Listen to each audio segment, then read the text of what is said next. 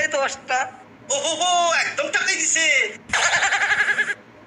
আমি কাল পয়সায় 12টা আনলাম আর আপনি কিনা 10টা। আরে নাহি না, এ হলো খাঁটি পদ্মার ইলিশ। এর চেকনাই দেখেছেন? এর স্বাদই আলাদা। আচ্ছা, তাই বুঝি? বেশ বেশ, তাইলে বৌমারে কইবেন আমার লাগে একটু রাইতা দিতে। পরে কাজের লোক দিয়া আমার বাড়ি পাঠাইয়া দিলেই হইব। একটু সাইখা দেখুন। হ্যাঁ, দিমু না কেন? দিমু, ইলিশের আঁশ দিমু। আমার পয়সা দিয়ে কিনা ইলিশ ছাঁটা। কিছু কইলেন নাকি মন্ত্রী মশাই? দিমু, ইলিশ পাঠাইয়া দিমু। বেশ বেশ। যাই, তাড়াতাড়ি বাড়ি যাই। বাড়িতে গিয়ে বলতে হবে সর্ষে বাটা দিয়ে ইলিশ রাখতে। মন্ত্রী মশাই, ও মন্ত্রী মশাই,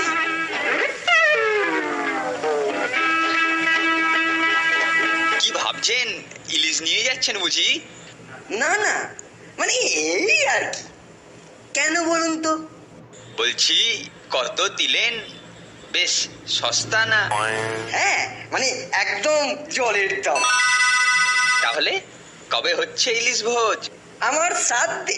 বেশ বেশ, কাল প্রাতে আমি হাজির হয়ে যাব। আজ তাহলে বিদায় দিন, কাল দেখা হবে। আসুন।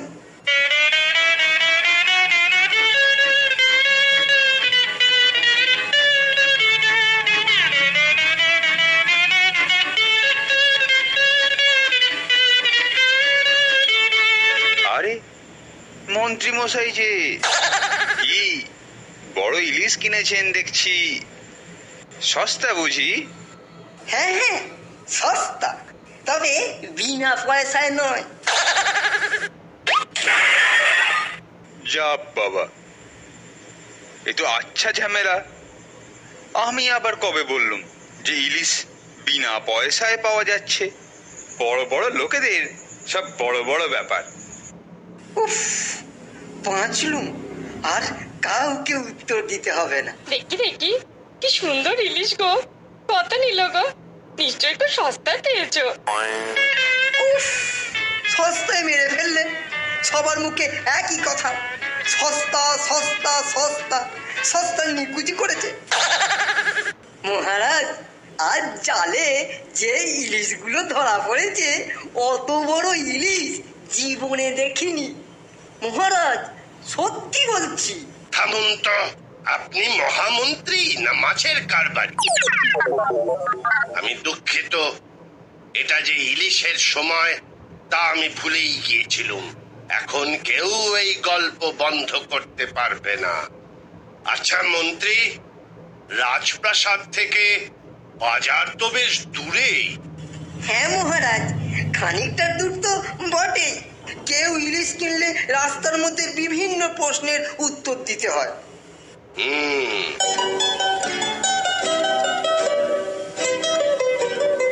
আচ্ছা গোপাল,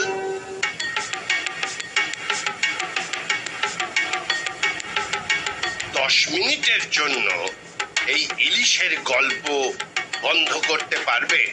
মহারাজ, এটা কোনো কঠিন কাজ নয়।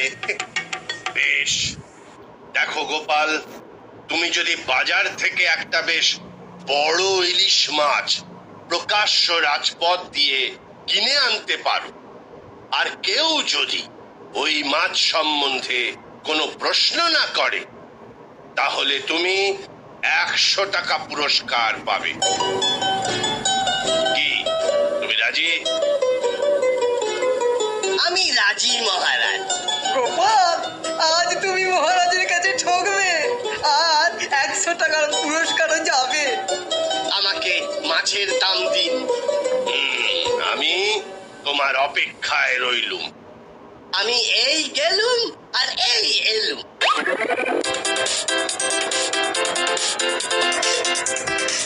বারে বারে গোপাল রে।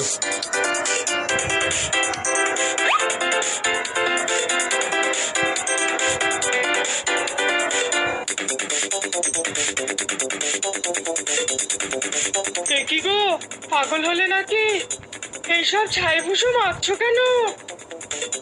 সাচ্ছি গো সাচ্ছি, মাছ কিনতে যাব তো তাই সাচ্ছি। ওগো তুমি কি পাগল হলে নাকি? না গো না, যখন 100 টাকা হাতে দেব তখন বুঝবে এ সাজের মহিমা।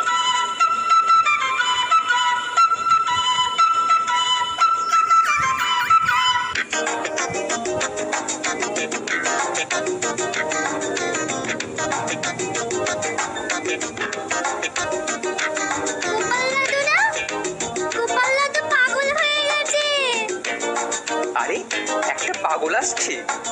এ তো মনে হচ্ছে গোপাল ভাঁড়। এইভাবে রাজপ্রাসাদে ঢোকা যাবে না। মহারাজের আদেশ আছে। আটকাও লোকটাকে।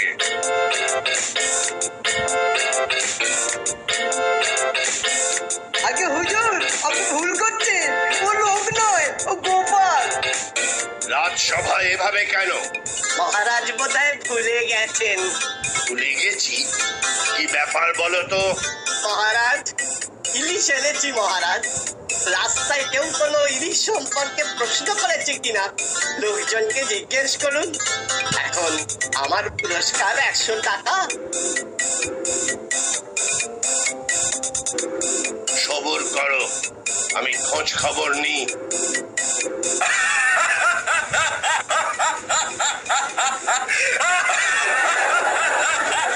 গোপাল, সত্যি তোমার কোনো তুলনা নেই। সারা রাস্তা লোকে তো তোমার এই দিগম্বর দৃশ্য দেখে চোখ চাপা দিয়েছে। প্রশ্ন করবার সুযোগ কোথায়? আচ্ছা গোপাল, তুমি পারলে এই অবস্থায় আসতে? বলুন সভাসদেরা, টাকা আগে না লজ্জা আগে? এই নাও তোমার পুরস্কার, 100 টাকা আর মাছটা। একটু বাকি আছে, মাছ কেনার বাকি পয়সা ফেরত দিই, হিসেবের করি তো। তুমি শুধু ভাঁড় নও গোপাল, তুমি সৎ বটে।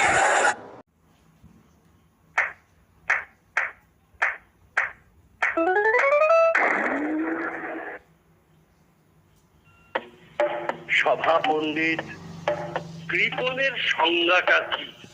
মহারাজ, সংজ্ঞাটা খুবই সোজা। যেমন নিজের গাঁটের কড়ি যে খরচ করতে চায় না, সেই হচ্ছে কৃপণ।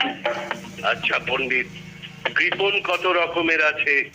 মহারাজ, আমার জানা 3 প্রকার। যেমন 1 রাম কিপ্টে, 2 হার কিপ্টে, আর 3 হচ্ছে জাত কিপ্টে। ঠিক আছে, একটু খুলে বলুন তো। রাম কিপ্টে হচ্ছে আছে তবু নেই নেই বলা স্বভাব। হার কিপ্টে হচ্ছে দিতে বুক ফেটে যায়। আর জাত কিপ্টে হচ্ছে বংশ পরম্পরায় চলে আসে। বুঝলুম। আর গোপাল, তোমার কি মত? মহারাজ, ও বলবে কি করে? ও তো ঘুমোচ্ছে। ওহে গোপাল, মহারাজ ডাকছেন তোমাকে। বলুন, আমি শুনছি। ঘুমোচ্ছি না, শুধু ভাবছি। শুধু ভাবলে চলবে না, মহারাজ তোমার মত জানতে চাইছে। মহারাজ, শুধু ভাবছি আমি কোন দলে পড়ছি, কারণ আমার নামেও তো এই অপবাদ আছে, তাই না? তুমি কোন দলে পড়ছো? মহারাজ, পণ্ডিত অনেক উচ্চ স্তরের আর আমি অনেক নিম্ন স্তরের। কি বললি গোপাল? আমি কৃপণ আর তুই কে? আরে বাপু, সবাই কৃপণ, কেউ কম কেউ বেশি। চুপ করো সবাই। শোনো গোপাল, আমার এক কৃপণ বিধবা পিসিমা আছে। তুমি যদি পিসিমার কাছ থেকে কিছু টাকা আনতে পারো, তাহলে তুমি পুরস্কার পাবে। মহারাজ, আপনার ওই পিসিমার কাছ থেকে ও করো ফটর ফটর তো করছো, পারবে তুমি? মহারাজ মহারাজ, হুজুর আমি রাজি, কালই আমি যাচ্ছি, কিন্তু পুরস্কার দিতে কৃপণতা করবেন না তো? গোপাল, কাজটা করে দেখাও আগে। এবারে ব্যাটা খুব জব্দ হবে। কাজ হলেই তবে পুরস্কার, নইলে কিন্তু তিরস্কার। তাই গোপাল চলল তার পিসির বাড়ি। কই হে দোকানি, এক পোয়া চিংড়ি মাছ দাও তো। এক পোয়া মাত্র? কতটুকু হবে? ভাজলে তো একদম কমে যাবে। তাতে আপনি কি খাবেন, আর আপনার ছেলে বউ কি খাবে? আমার কাছে ওই যথেষ্ট, দাও তো দেখি।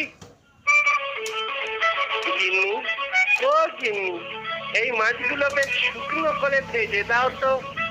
আপদ অবেলায় মাছ দিয়ে হাজির, শুকনো করে ভেজে দাও। আপনার মতো জানো গিন্নি, এতেই আসবে নগদ পুরস্কার। পুরস্কার পাবে? বলো কি গো, কি করে? পরে শুনো, আগে কাজটা করে দাও, আজই আমায় যেতে হবে। নিজে না খেয়ে নিয়ে যাবে? তিনি বাবু ঢঙের কথা। ওই গো, দেরি করো না, ভাজা মাছগুলো দাও, অনেকটা পথ যেতে হবে। দিচ্ছি বাবা, দিচ্ছি। এই নাও, এ কি করছো? খুঁটে বাঁধছো কেন? লুকিয়ে নিতে হবে তো। যাক বাবা, রওনা দিয়ে এবার। তৈরি থেকো গিন্নি। দুগা দুগা, পুরস্কারটা যেন পাই মা, খুব রেখো মা।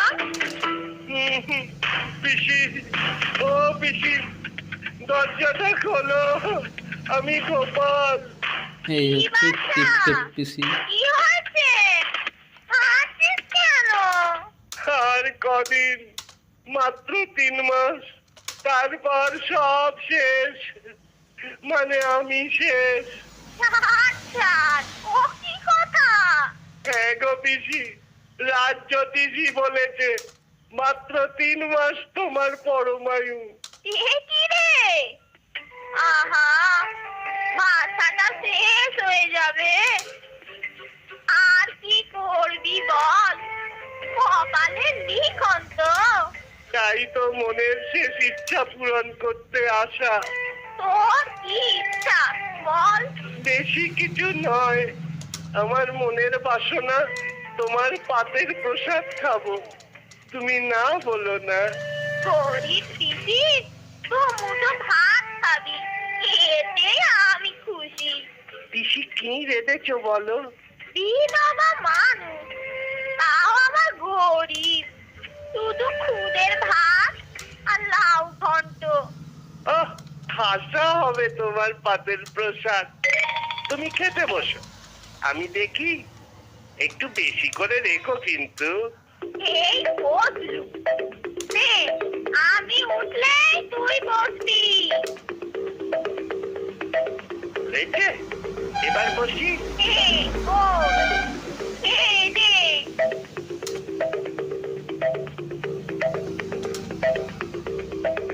আহা, কি সুন্দর তোমার লাউ চিংড়িটা। এই কোথায় দেখি? আমি বিধবা, ওসব কি খেতে আছে? এই তো চিংড়ি, বিধবা হয়ে তুমি মাছ খাচ্ছ, লোকে শুনবে কি হবে বলো তো? সর্বনাশ হয়ে গেল রে গোপাল, সর্বনাশ হয়ে গেল। সবে তো শুরু পিসি, শেষ কোথায় কে জানে। তবে হ্যাঁ, আমি ছাড়া আর কেউ দেখেনি এই লক্ষ্যে। বাবা গোপাল, কাউকে কিছু বলিস না বাবা। আচ্ছা, রাজা জিজ্ঞাসা করলে কি করে মিথ্যে বলবো? আমার জন্য না হয় মিথ্যা বললি। তা নয় বললুম, কিন্তু ওপরে কি মিথ্যে বলা যাবে? তোকে কটা টাকা দিচ্ছি, কাউকে বলিস না বাছা। এই মাত্র কটা টাকার জন্যে? হবে না বাবু, যদি কিছু বেশি পেতুম তাও না হয় মনকে বোঝাতুম। তোকে একটু বেশি দিচ্ছি। মহারাজকে বলিস না বাবা, আমার মান বাঁচা বাবা। তোমার বটুয়াটা আমাকে দাও, গুনে দেখি। কি আর করা যাবে, তোমার সম্মান বলে কথা। যা ছিল সব দিলুম, দেখিস কথা রাখিস বাছা। দেখো পিসি, কথা যখন দিয়েছি তার নচ্চর হবে। আগে তো মহারাজকে সামলাই, উপরের কথা পরে ভাববো।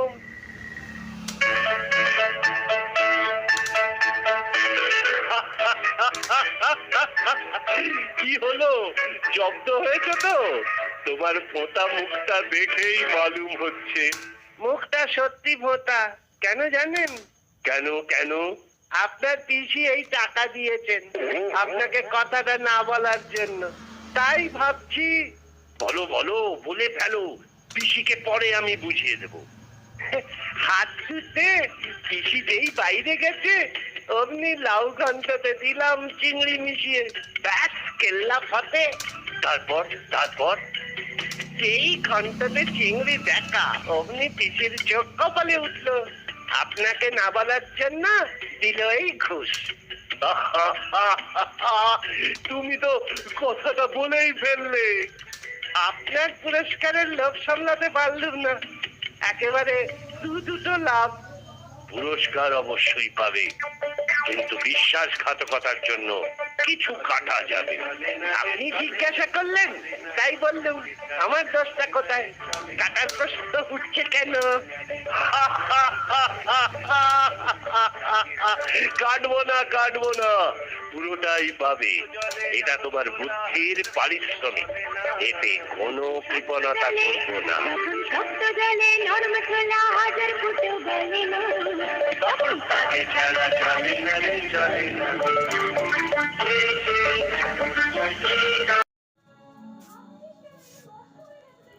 একই রে বাবা, এ তো মহা শূন্যে চলে এলাম। মনে হচ্ছে রাস্তা ভুল করেছি। কাউকে জিজ্ঞেস করতে পারলে ভালো হতো, স্বর্গটা যে কোথায় গেল। সর্বমুখী জায়গাতেই আছে, আপনিও ঠিক পথে যাচ্ছেন। কে কে কে উত্তর দিল কে? কাউকে তো দেখছি না। কে বাবা তুমি? আমার নাম ক্রিম ক্রিম। কি বললে?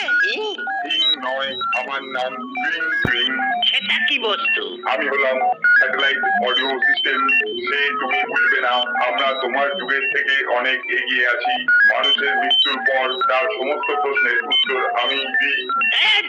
জানকি তুমি যেই হও, এবার বলো তো বাপু, ওই ঝাঁটার মতো জিনিসটা কি? ওটার নাম ধূমকেতু, ওর পাশে হলো উল্কা। ওই চেনে বাঁধা মুন্ডুটা কি? ও হলো রাহু। দেবরাজ ইন্দ্র ওকে মাঝে মাঝে ছেড়ে দেন, তখনই ও সূর্য আর চন্দ্রকে খেতে ছোটে। দূরে ওই সুন্দর জায়গাটা কি?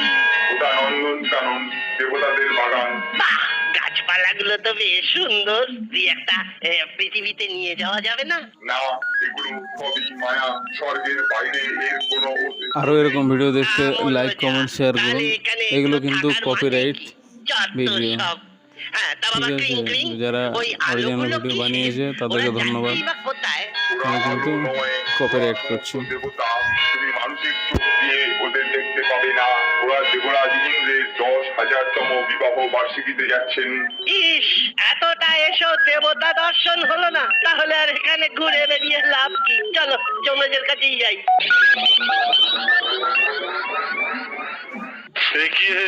আবার তুমি? স্বর্গ ভালো লাগলো না বুঝি? না, দেবতাদেরকেই দেখতে পেলাম না, আর গিন্নির জন্য না মনটা কেমন কেমন করছি। 2 দিন হয়ে গেল, এবার একটু গিন্নিকে দেখে আসি। তুমি পৃথিবীতে গেলেও কেউ তোমাকে দেখতে পাবে না হে, সবাই ভাববে তুমি ভূত। সে তো আরো ভালো, আরো বেশি মজা হবে। যাই তাহলে। নিশ্চয়ই নিশ্চয়ই, এক্ষুনি যাও। চিত্রগুপ্ত, ও চিত্রগুপ্ত, চালটা কিরকম দিলাম বলো? হুজুর, ব্যাপারটা তো ঠিক বুঝতে পারলাম না। আরে বাবা, ওর বাড়ির লোকেরা যখন ওকে ভূত ভাববে তখন ব্যাটা কেমন জব্দ হবে বলো তো? হুজুরের জবাব নেই। এই তো বাড়ি এসে গেছি।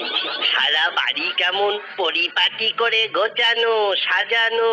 ওই তো দেওয়ালে আমার ছবি, মালা দিয়ে কি সুন্দর লাগছে গো। কিন্তু গিন্নি কোথায়? ওহ, সেই রান্নাঘর আমার সব থেকে প্রিয় জায়গা। এখানে বসেই গিন্নির হাতে কত পিঠে পুলি খেয়েছি। আর সেই ইলিশ মাছের মাথা দিয়ে ঘন্ট, আর সেই লাউ চচ্চড়ি। ও, আমার জিভে জল এসে যাচ্ছে রে। বেচারা গিন্নি এখন বিধবা, তাই মাছ মাংস তো কিছুই খেতে পারবে না। ওর জন্য বড় দুঃখ হয়। কিন্তু কিন্তু গিন্নি তো এখানেও নেই। কোথায় গেল? ওই তো, হ্যাঁ ঠিক ধরেছি, ভাড়ার ঘরে বসে কাঁদছে। আহ, বেচারি মাছ মাংস না খেয়ে খেয়ে এই কদিনে কেমন যেন শুকনো হয়ে গেছে। কিন্তু ওদিকে ফিরে কি করছে? হ্যাঁ, কিন্তু খাচ্ছি, হবিষ্যি করছে বেচারি। একটু কাছে গিয়ে দেখি তো।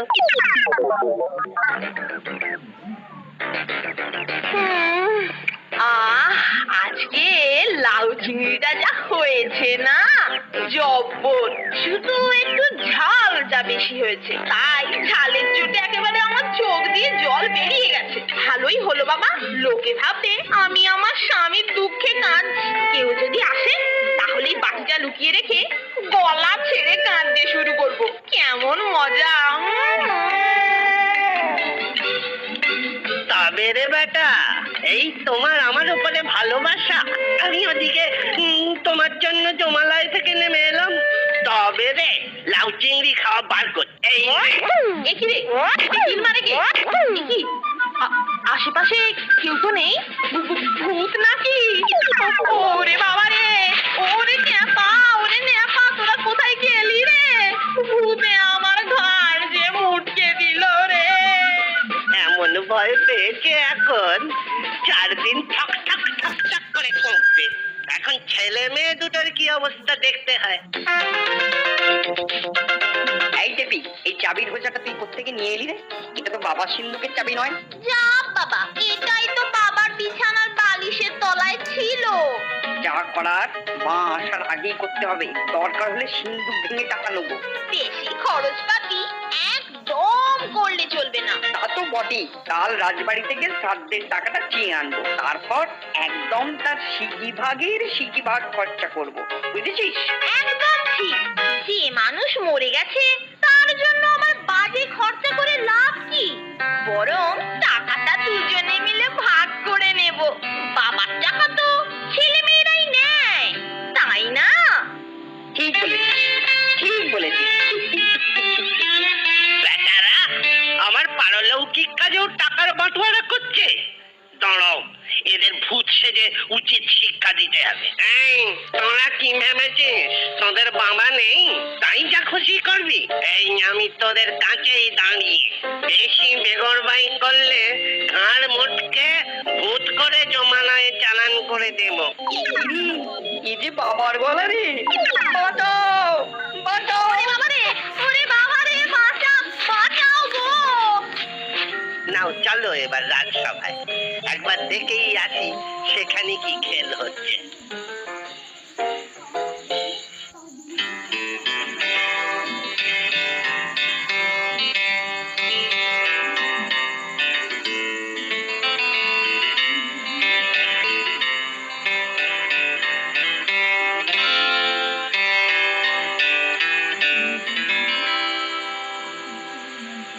আরে, আমার জায়গায় পায়ের ওপর পা তুলে কে যেন বসে আছে। ব্যাটাকে চেনা চেনা মনে হচ্ছে। একটু কাছে গিয়ে দেখি তো।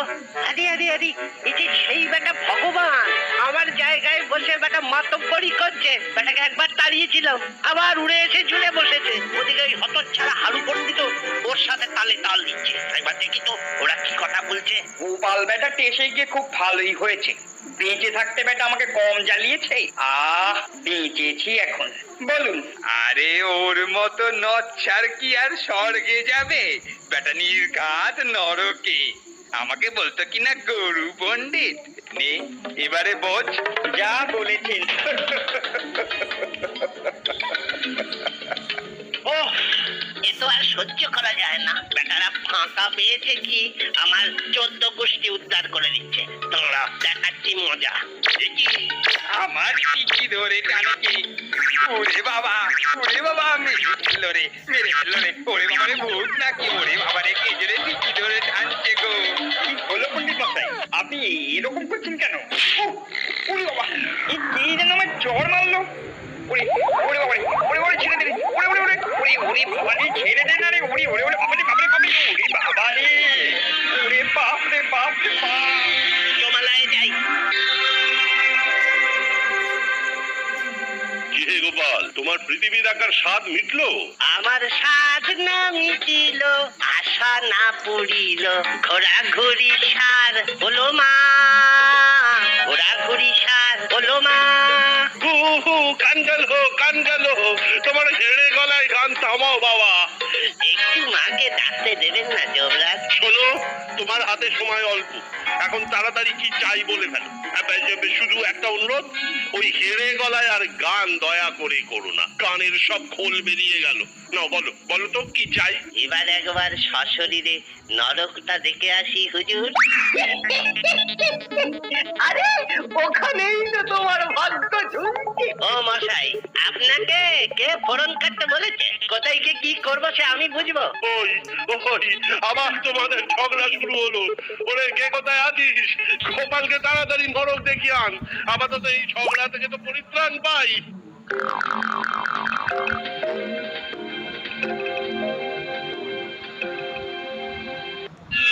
ওরে বাবা, এই তাহলে নরক! এ কি ভয়ঙ্কর, কি বিভৎস! সহ্য করা যাচ্ছে না। চারিদিকে পচা গলা, বিভৎস গন্ধ। আর মানুষগুলো কিংবা এভাবে বেঁধে রেখেছে কেন? ওদিকে আবার একজনকে গরম তেলে ডোবানো হচ্ছে। ওরে বাবা, ভয়ে আমার হাত পা পেটের ভেতর ঢুকে যাচ্ছে বাবা। না, ভাবছি আমার কপালেও কি আছে কে জানে। কাঁদতে ইচ্ছে করছে রে। কেলো আমায় নিয়ে চল, যমরাজের কাছেই নিয়ে চল। চলুন।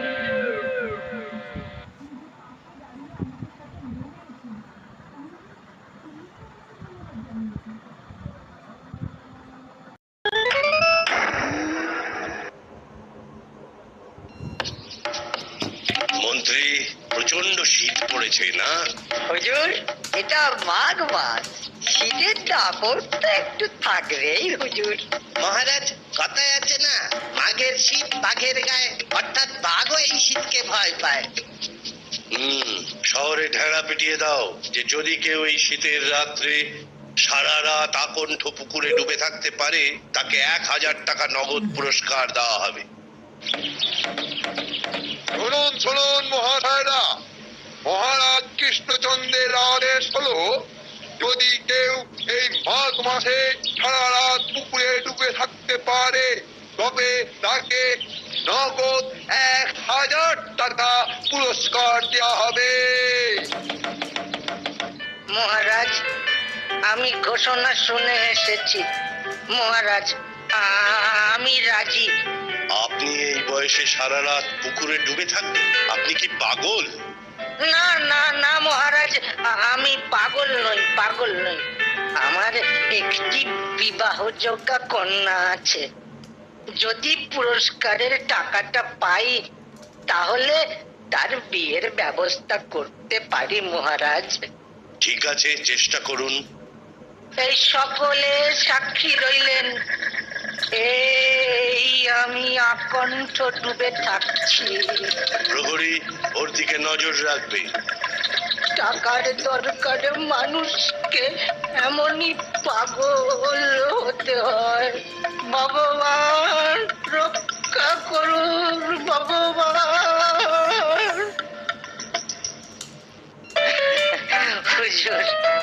হুজুর, এবার পুরস্কারের টাকাটা। আচ্ছা ব্রাহ্মণ, এই কনকনে শীতের রাত্রে আপনি কি করে গলা অবধি জলে ডুবেছিলেন?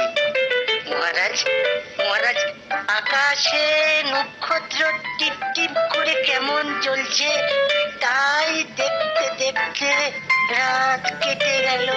তাহলে তো তুমি পুরস্কারের টাকাটা পাবে না। সে কি মহারাজ, সে কি দোষটা কোথায়? ওই নক্ষত্রটির আলো দিয়েছে বলেই তো তুমি জলে ডুবে থাকতে পেরেছো। হে ভগবান, হে ভগবান, এ কি বিচার! হে ভগবান! নিয়ম অনুসারে ওই সময় আলো বা অগ্নির তাপ নেওয়া নিষেধ, তাই তুমি ঘোষিত পুরস্কার থেকে বঞ্চিত হলে।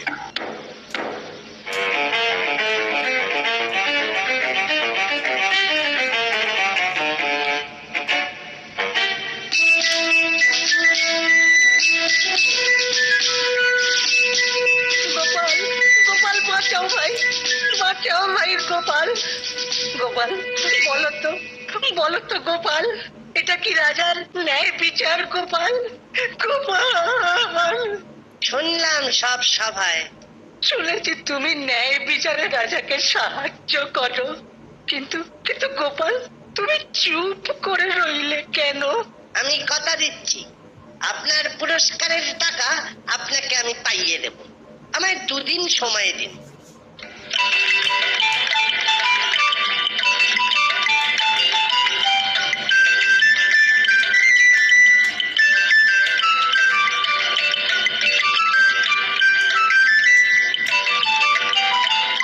মন্ত্রী, আজ গোপাল অনুপস্থিত কেন? পেয়াদা পাঠাও। পাঠাচ্ছি হুজুর। পেয়াদা, গোপালের খোঁজ নিয়ে এসো। কি হুজুর, এক্ষুনি খবর আনছি।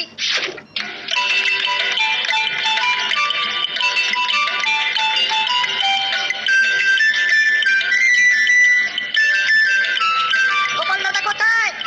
গোপাল দাদা!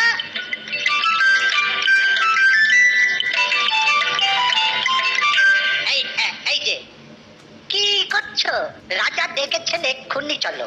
তুমি রাজাকে গিয়ে বলো আমি খিচুড়ি রান্না করছি, রান্না শেষ হলেই তবে যাব। আরে এইভাবে কি খিচুড়ি রান্না হয়? ও তুই বুঝবি না রে বাবা, যা করছি সবাই গিয়ে সব খুলে বল। কি এই অদ্ভুত কাণ্ড! আমি এক্ষুনি গিয়ে বলছি। যাই, এক্ষুনি যাই।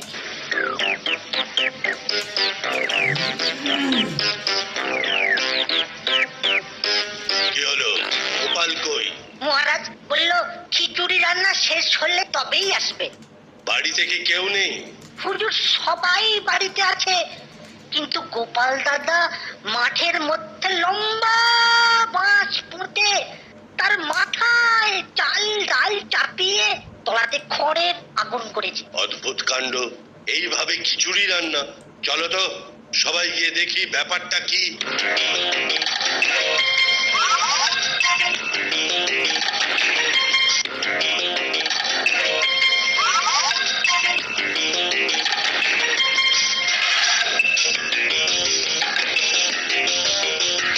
গোপাল, তুমি বাড়ি ছেড়ে মাঠে কেন?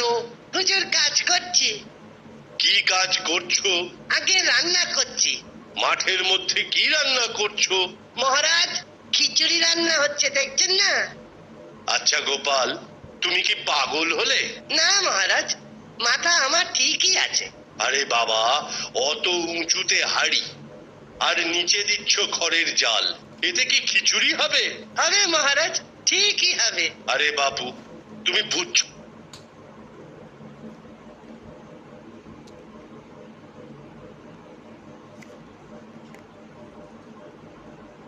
ছোটবেলায় স্বামী বিবেকানন্দ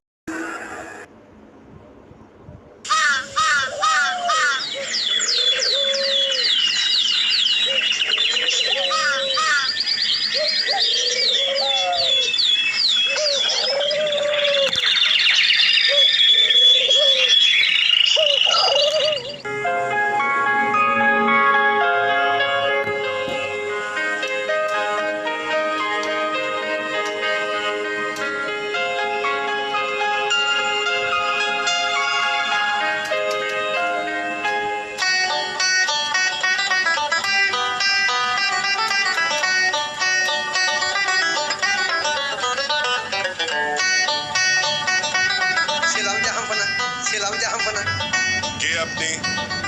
কি বলতে চাইছেন? আমি একজন দিগ্বিজয়ী পণ্ডিত। আপনার বক্তব্যটা কি? আমি আপনার সভায় যে কোনো পণ্ডিতের সাথে শাস্ত্র আলোচনা করতে প্রস্তুত, তবে একটা শর্ত আছে।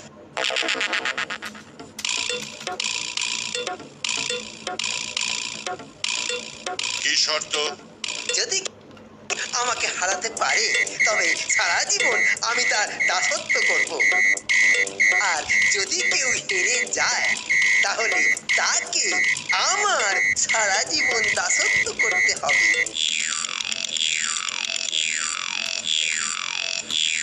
ঠিক আছে, আমার আতিথ্য গ্রহণ করুন। মন্ত্রী, মহারাজ কৃষ্ণচন্দ্রকে পত্র লিখুন। কিছু বন্ধুরা মাস্টার নেই।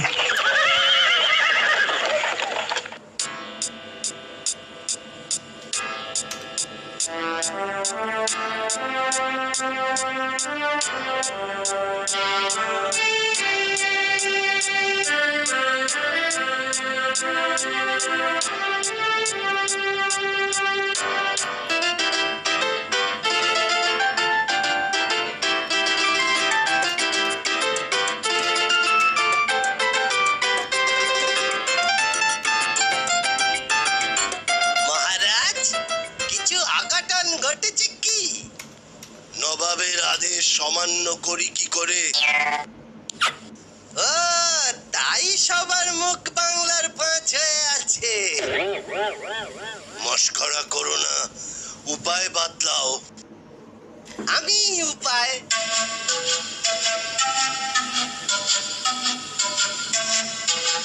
কালই নবাবের দরবারে হাজির হয়ে নবাগত দিগ্বিজয়ী পণ্ডিতকে পরাজিত করব। পরাজিত তো তুচ্ছ, ওকে মুর্শিদাবাদ থেকে ভাগাবো।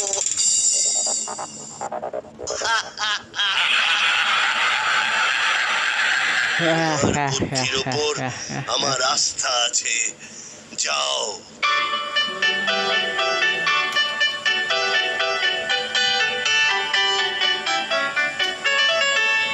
ওই পুরনো খাটের একটা পায়াই কাজ হবে, পরে একটা হলুদ রং করা কাপড় জড়াতে হবে।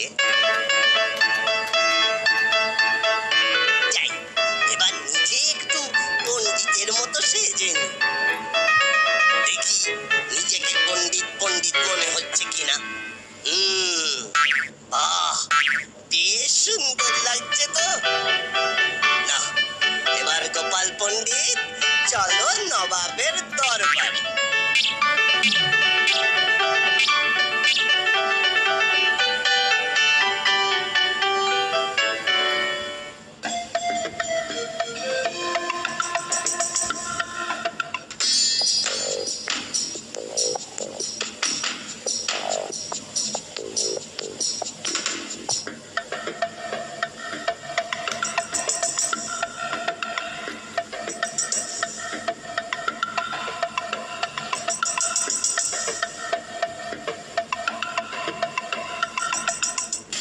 নবাব, জাহাপনা, গোপাল পণ্ডিতের অভিবাদন গ্রহণ করুন। তুমি কোথা থেকে আসছো? কৃষ্ণনগর রাজসভা থেকে, জাহাপনা। ও, বুঝেছি। মহারাজ কৃষ্ণচন্দ্র রায় তোমাকে পাঠিয়েছেন। আমি দিগ্বিজয়ী পণ্ডিতের সঙ্গে তর্কযুদ্ধের অনুমতি চাইছি, জাহাপনা। আপনি আসন গ্রহণ করুন এবং বাক্যযুদ্ধ শুরু করুন।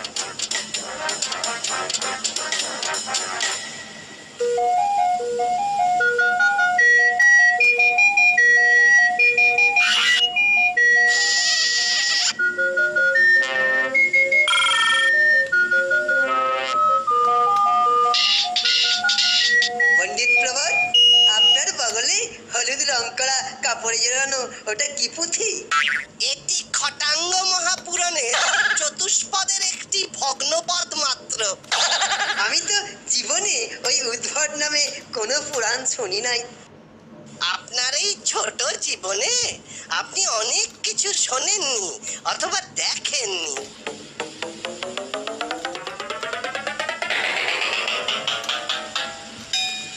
এবার দেখবেন।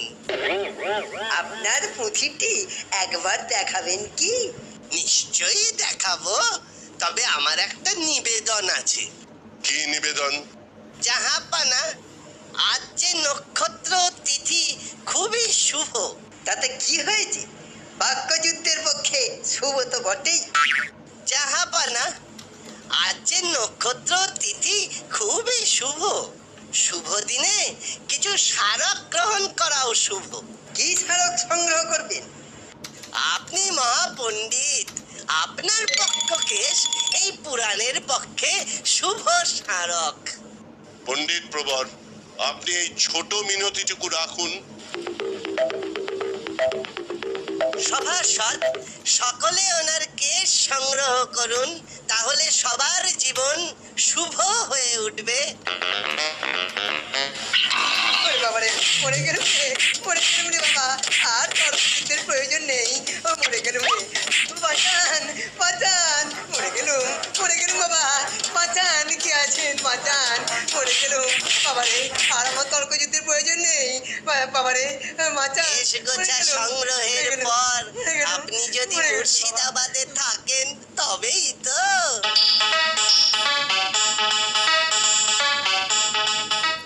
গোপাল, ফেরত এসেছো? পরাজিত করেছো পণ্ডিতকে? মহারাজ, পণ্ডিত মুর্শিদাবাদ ছেড়ে পালিয়েছে। খুব ভালো, তোমার খটাঙ্গ পুরাণটা তো একবার দেখাও। এই দেখুন। এটা খাটের পায়া? খাটের পায়া থেকেই তো খটাঙ্গ। তোমার বুদ্ধি তারিফ করতেই হয়। চলে না রে চলে না রে চলে না রে চলে না, তাকে ছাড়া চলে না রে চলে না।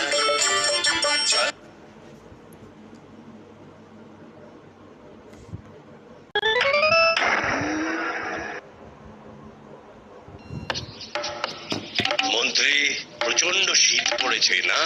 হুজুর, এটা মাঘ মাস, শীতের দাপট তো একটু থাকবেই হুজুর। মহারাজ, কথায় আছে না, মাঘের শীত বাঘের গায়ে, অর্থাৎ বাঘও এই শীতকে ভয় পায়। শহরে ঢেড়া পিটিয়ে দাও যে যদি কেউ এই শীতের রাত্রে সারা রাত আকণ্ঠ পুকুরে ডুবে থাকতে পারে তাকে 1000 টাকা নগদ পুরস্কার দেওয়া হবে। শুনুন শুনুন মহাশয়রা, মহারাজ কৃষ্ণচন্দ্রের আদেশ হলো, যদি কেউ এই মাঘ মাসে সারা রাত পুকুরে ডুবে থাকতে পারে তবে তাকে নগদ 1000 টাকা পুরস্কার দেওয়া হবে। মহারাজ, আমি ঘোষণা শুনে এসেছি। মহারাজ, আমি রাজি। আপনি এই বয়সে সারা রাত পুকুরে ডুবে থাকবেন? আপনি কি পাগল? না না না মহারাজ, আমি পাগল নই। আমার একটি বিবাহযোগ্য কন্যা আছে। যদি পুরস্কারের টাকাটা পাই তাহলে তার বিয়ের ব্যবস্থা করতে পারি মহারাজ। ঠিক আছে, চেষ্টা করুন। এই সকলে সাক্ষী রইলেন, এই আমি আকণ্ঠ ডুবে থাকছি। প্রহরী ওর দিকে নজর রাখবে। টাকার দরকারে মানুষকে এমনই পাগল হতে হয়। ভগবান রক্ষা করুন, ভগবান।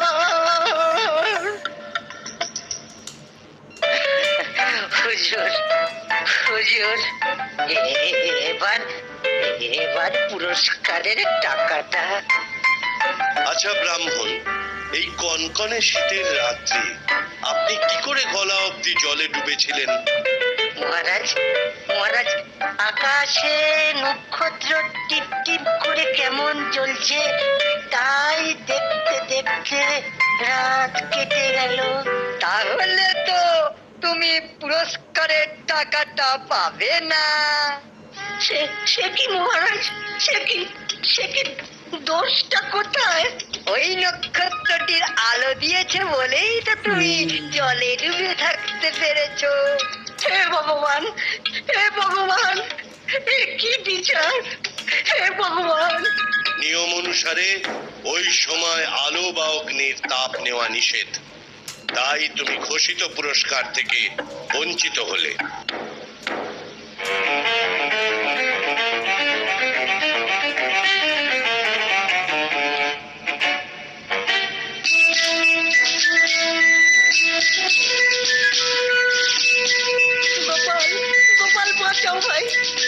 জামাই গোপাল, গোপাল বলো তো গোপাল, এটা কি রাজার ন্যায় বিচার গোপাল? গোপাল, শুনলাম সব সভায়, শুনেছি তুমি ন্যায় বিচারে রাজাকে সাহায্য করো, কিন্তু কিন্তু গোপাল তুমি চুপ করে রইলে কেন? আমি কথা দিচ্ছি, আপনার পুরস্কারের টাকা আপনাকে আমি পাইয়ে দেব। আমায় 2 দিন সময় দিন।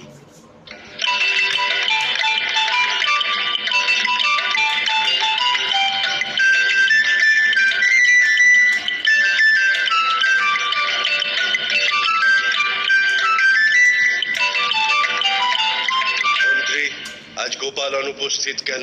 পেয়াদা পাঠাও। আচার্য হুজুর, পেয়াদা গোপালের খোঁজ নিয়ে এসো। কি হুজুর, এক্ষুনি খবর আনছি।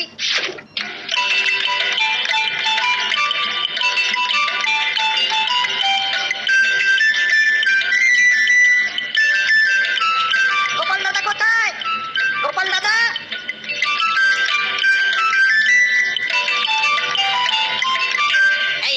এই যে কি করছো? রাজা ডেকেছেন, এক্ষুনি চলো।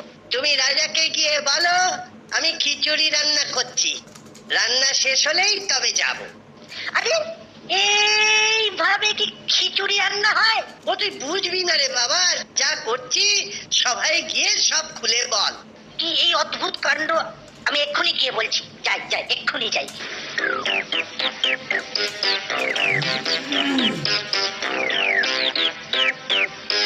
কি হলো? গোপাল কই? মহারাজ বলল খিচুড়ি রান্না শেষ হলে তবেই আসবে। বাড়ি থেকে কেউ নেই? হুজুর, সবাই বাড়িতে আছে, কিন্তু গোপাল দাদা মাঠের মধ্যে লম্বা বাঁশ পুঁতে তার মাথায় চাল ডাল চাপিয়ে তলাতে খড়ের আগুন করেছে। অদ্ভুত কাণ্ড, এইভাবে খিচুড়ি রান্না? চলো তো সবাই গিয়ে দেখি ব্যাপারটা কি।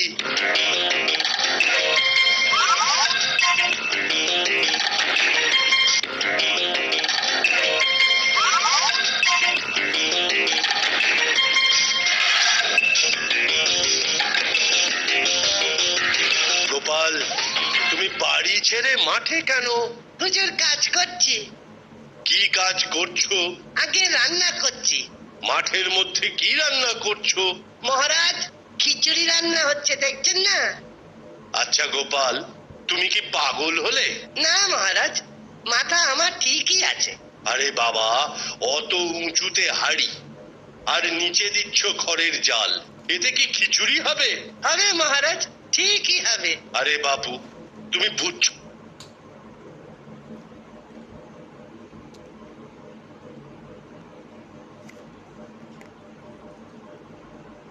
ছোটবেলায় স্বামী বিবেকানন্দ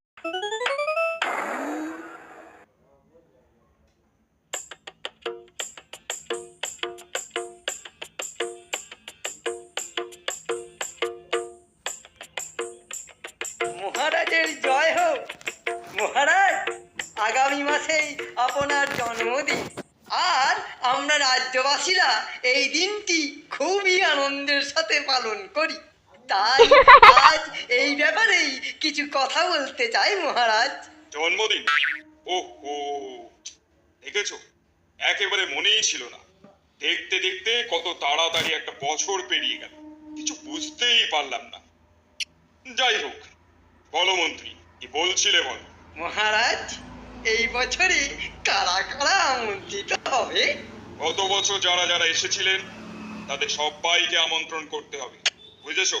আর শোনো, এর সাথে এবছর আরো 3 জনের নাম যোগ করো। কারা কারা মহারাজ? এই 3 জন হলেন কাঞ্চিরাজ রুদ্র সেন, কৌশলরাজ বিক্রম সিং এবং মণিপুর রাজ চন্দ্রকান্ত দেব। এরা প্রত্যেকেই কিন্তু অত্যন্ত সজ্জন ব্যক্তি। খুব ভালো মহারাজ, খুব ভালো। আমি এখনই কাঞ্চীনগরী, কৌশল রাজ্য এবং মণিপুরে রাজদূত পাঠিয়ে দিচ্ছি। বেশ, তোমার উপর সব ভার দিয়ে আমি নিশ্চিন্ত হলাম। মহারাজ, আর একটা কথা ছিল। বলো বলো, তাড়াতাড়ি বলে ফেলো।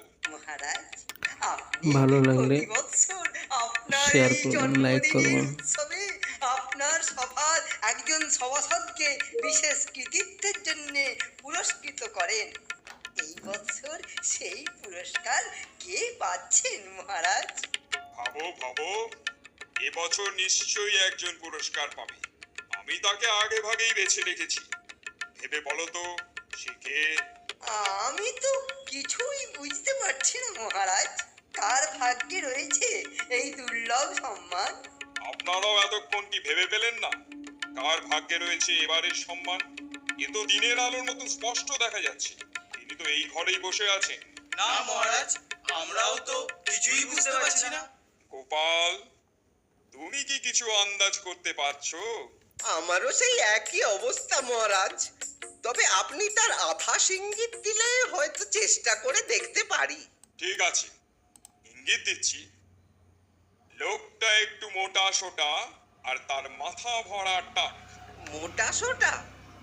তবে লোকটি নিশ্চয়ই খুব পেটুক, আর তার মাথা ভরা টাক মানেই সে একটু বয়স্ক। কিন্তু এতেও তো তার বিশেষ কৃতিত্বের পরিচয় পাওয়া গেল না মহারাজ। লোকটির আরো কিছু গুণ আছে। সে লোককে হাসিয়ে আনন্দ দিতে পারে। হাসিয়ে আনন্দ? কিন্তু তাতেও তো তার কোনো বুদ্ধির পরিচয় পাওয়া গেল না মহারাজ। বরং তাকে তো আমার বেশ অলস প্রকৃতির লোক মনে হচ্ছে। তবুও তার উপস্থিত বুদ্ধির অনেক পরিচয় আমি এর আগে পেয়েছি। কি হলো, এবারেও তুমি তাকে বুঝতে পারছো না? আমাকে ক্ষমা করুন মহারাজ, এই রকম কোনো লোক তো আমি এই সভায় খুঁজে পেলাম না। আপনি বরং দয়া করে তার নামটাই বলুন, আমরা আমাদের কৌতূহল নিবারণ করি। একান্ত যখন জানতে চাইছো তাই বলছি। তার নাম হলো শ্রীযুক্ত গোপাল চন্দ্র ভান্ডারী। গোপাল চন্দ্র ভান্ডারী? একটু সেকেলে নাম। আর নাম যখন গোপাল, তখন একটু নাড়ু গোপালের মতন দেখতে হবে। তাতে আর আশ্চর্য কি মহারাজ? তা বেশ, আপনার যাকে ভালো মনে হয়েছে তাকেই আপনি। আরে, এটা তো আমারই নাম।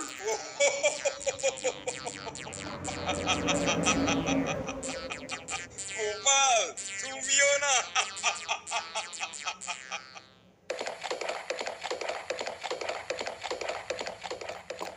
বাহ, দেখতে দেখতে কদিনের মধ্যেই কৃষ্ণনগর রাজ্যের সীমানায় এসে পৌঁছে গেলাম। আরে, সামনে দূরে কে যেন হাত নেড়ে আমাকে থামতে বলছে। দেখছি আমাকেই ডাকছেন। কি করতে পারি আপনার জন্য? হে মহানুভব, আমার মনে হচ্ছে আপনি শহরেই যাচ্ছেন। আমি একজন বৃদ্ধ মানুষ, শহরের কাছের গ্রামেই আমার বাড়ি। কিন্তু আমি এমন পরিশ্রান্ত হয়ে পড়েছি যে চলবার শক্তি নেই। আহা, আপনার দেখাশোনা করার বুঝি কেউ নেই? কি বলবো কপালের পরিহাস, আমি এখন বৃদ্ধ অকর্মণ্য, তাই সবাই আমাকে ছেড়ে চলে গেছে। আহা আহা, ঠিক আছে ঠিক আছে, আপনি বিচলিত হবেন না। আমি এখনই আপনাকে ঘোড়ায় তুলে নিচ্ছি। আপনার অসীম দয়া, আপনার কথা আমি মৃত্যুকাল পর্যন্ত মনে রাখবো। ঠিক আছে, আপনি এবারে ঘোড়ায় উঠতে পারেন। ঘোড়ারই কথা যদি বললেন তবে শুনুন। এক সময় আমি নিজে হাতে ঘোড়া চালিয়েছি, এখন এই বয়সেও ঘোড়া দেখলে হাত নিষ্পিস করে। তাহলে আর দেরি কেন? আপনার স্বাদ আপনি পূর্ণ করে নিন। আপনি ঘোড়া চালিয়ে চলুন, আমি পেছনে বসছি।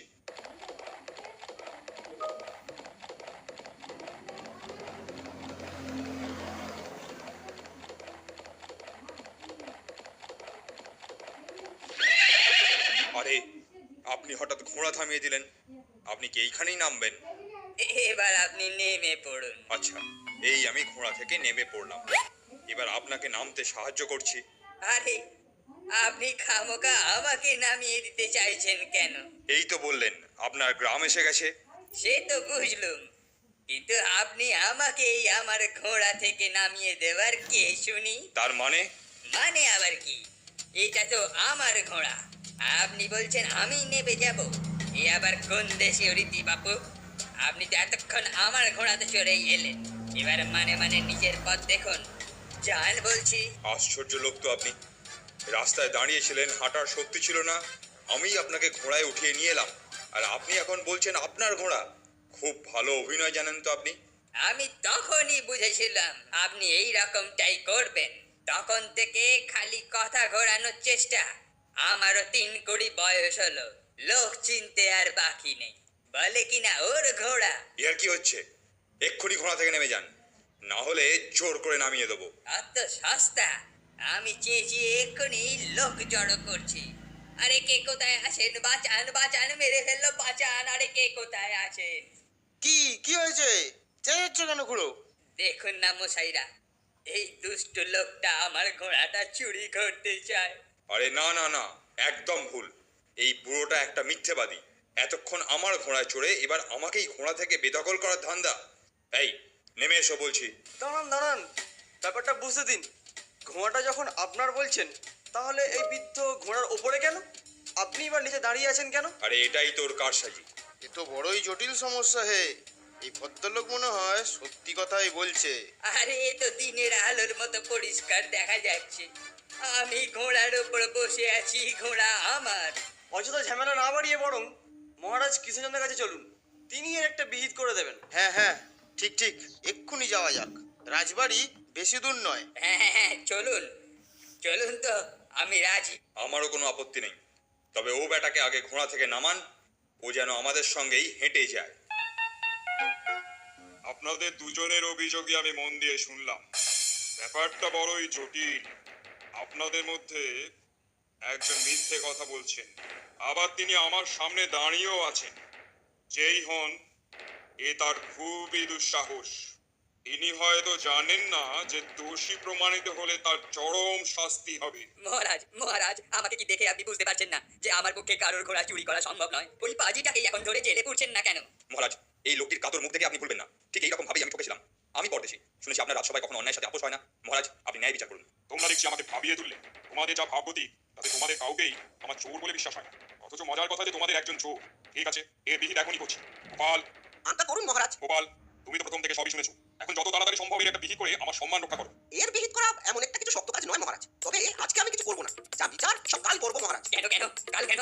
যা আবার আজই হোক। বললাম তো, যা বলার আমি কাল বলবো। আজ আপাতত আপনাদের এই ঘোড়াটা আমার জিম্মায় থাকুক। কাল সকালবেলায় আপনারা আসবেন। শুনলেন তো, আপনারা এখন আসুন। মহারাজ, এবার ঘোড়াটিকে দয়া করে আপনার ওই বিশাল অশ্বশালায় পাঠিয়ে দেবার ব্যবস্থা করুন। আর হ্যাঁ, ঘোড়াটির গা থেকে সমস্ত পোশাক পরিচ্ছদ খুলিয়ে এমন ভাবে রাখার ব্যবস্থা করুন যাতে সব ঘোড়ার সাথে ও একেবারে মিশে যায়। তবেই হবে আসল মজা। আচ্ছা, আমি বোধহয় ব্যাপারটা একটু বুঝতে পারছি।